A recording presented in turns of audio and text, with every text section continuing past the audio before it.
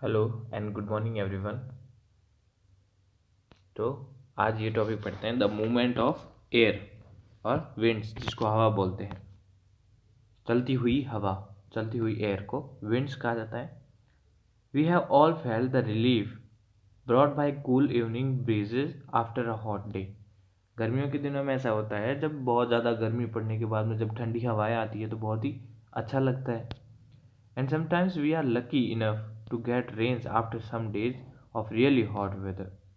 और कई दिनों तक बहुत ही गर्मी पड़ने के बाद जब बरसात होती है तो बहुत ही अच्छा मौसम ठीक हो जाता है, बढ़िया हो जाता है।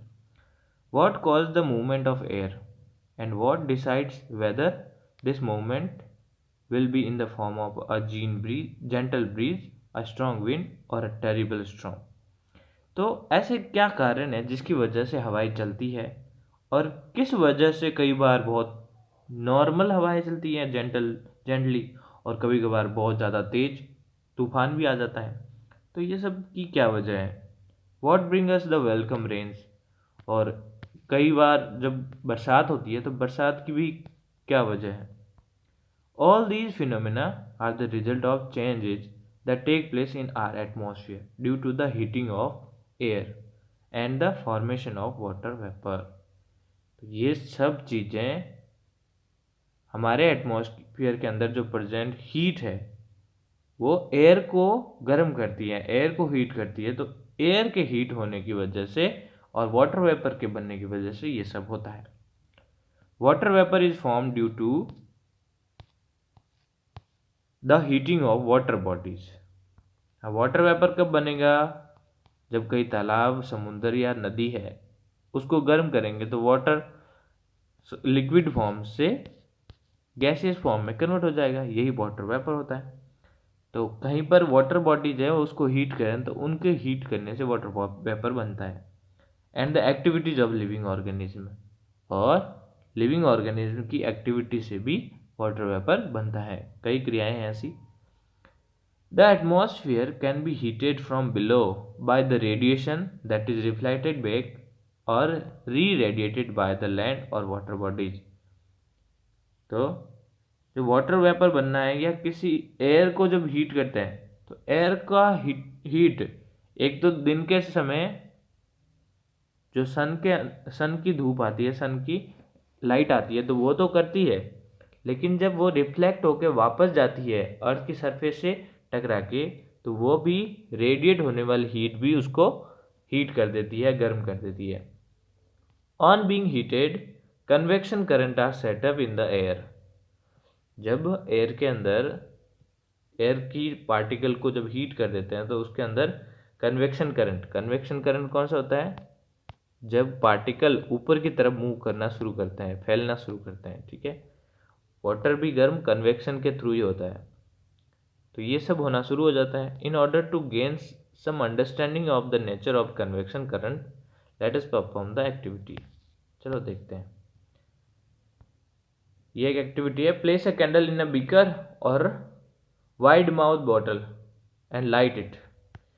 इस तरह से कोई बीकर के अंदर एक मोमबत्ती को जलाते हैं, फिर क्या करना है? Light an incense stick and take it to the mouth of above bottle.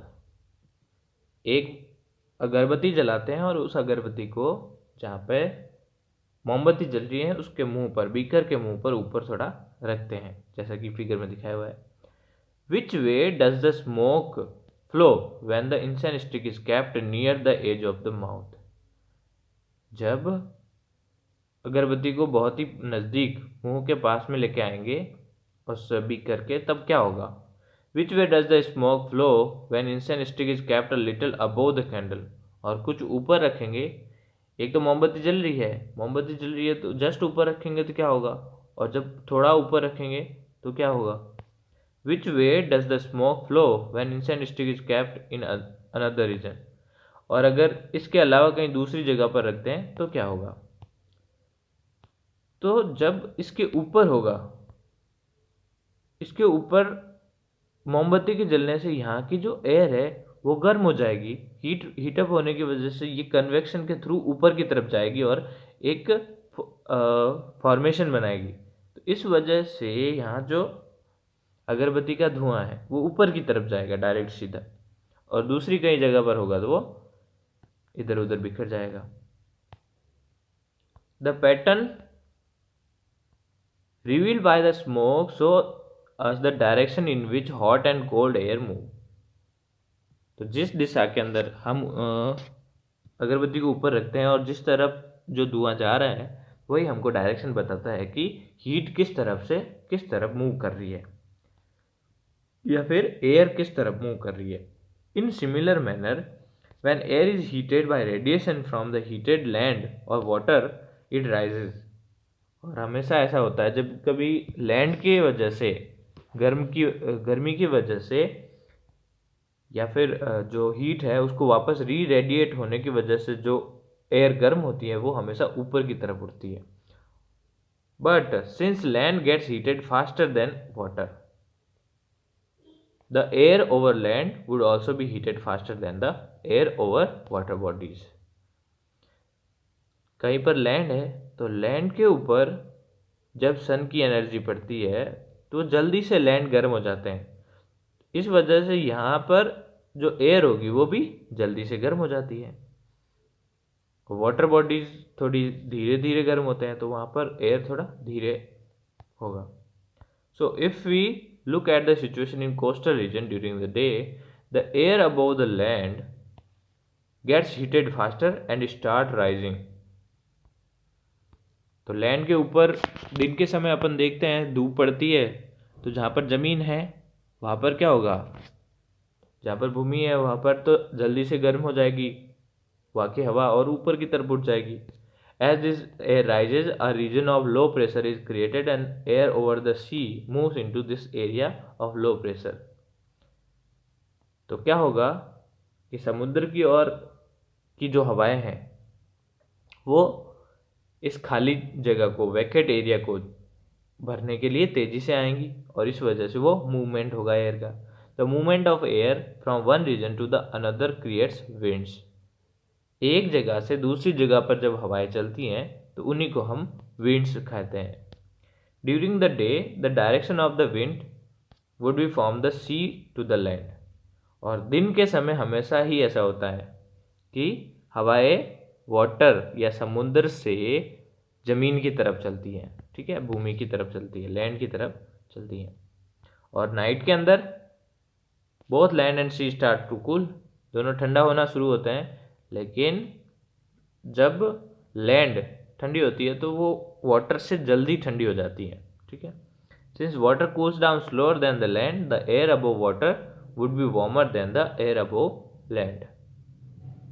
तो वाटर के ऊपर की जो लैंड है, वाटर के ऊपर की जो एयर है वो थोड़ी गर्म रहेगी, तो गर्म होने की वजह से थोड़ी ऊपर जाएगी, वहाँ पर लो प्रेशर रहेगा। लेकिन लैंड के ऊपर जल्दी से ठंडी हो जाने की वजह से वो नीचे रहेगी हाई प्रेशर। तो हाई प्रेशर से लो प्रेशर की जब तरफ हवाएं चलती है रात को, तो रात के समय ज़मीन से समुद्र की तरफ हवाएं चलती हैं।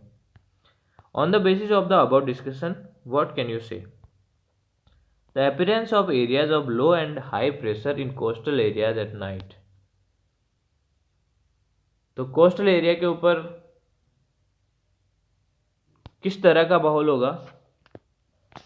The direction in which air would flow at night in coastal areas.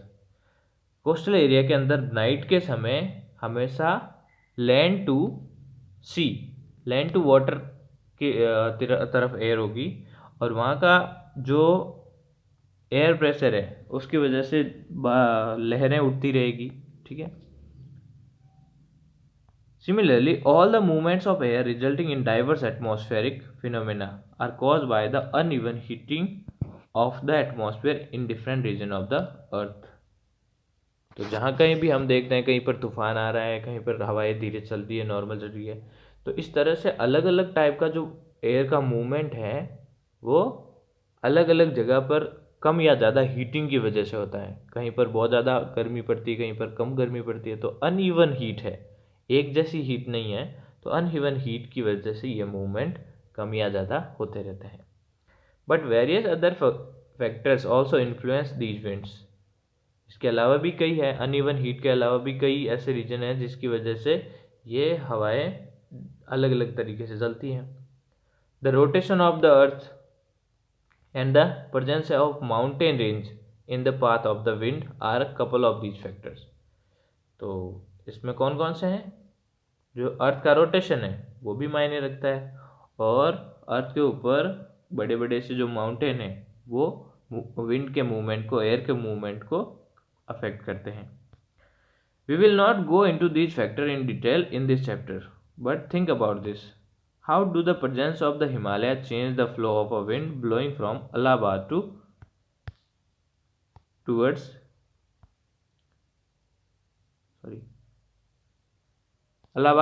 the north? तो हिमालय किस तरह से अफेक्ट करता है इस एयर को, ठीक है, ये देखना। रेंज नेक्स्ट पार्ट में पढ़ेंगे। Thank you all.